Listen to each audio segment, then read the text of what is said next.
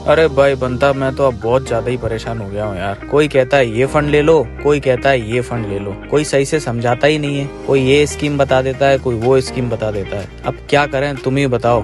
देख भाई संता, mutual fund में इन्वेस्टमेंट दो तरीके से कर सकते हो। पहले आप वैल्यू ओरिएंटेड फंड्स देख सकते हो और दूसरे आप मोमेंटम ओरिएंटेड फंड्स देख सकते हो। अब तू भी कुछ नया लेके आ गया?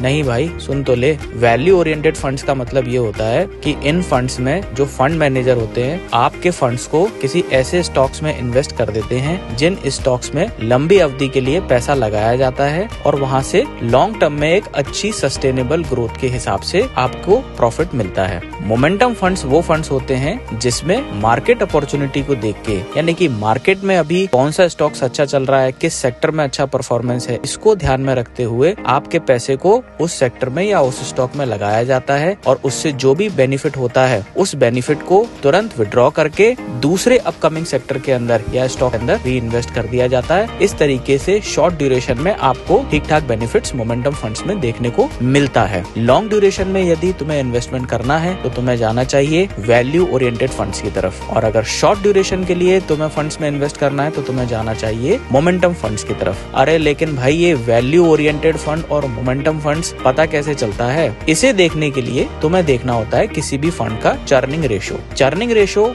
ये बताता है कि एक साल में या किसी फिक्स्ड टाइम के अंदर फंड मैनेजर्स ने कितनी बार तुम्हारे फंड्स को चर्न किया है। चर्न का मतलब है कितनी बार तुम्हारे फंड्स को री इन्वेस्ट किया है। यदि चर्निंग रेशो ज्यादा है तो इसका मतलब वो एक मोमेंटम फंड है, यदि चर्निंग रेशो कम है तो इसका मतलब एक वैल्यू फंड है। आप समझे?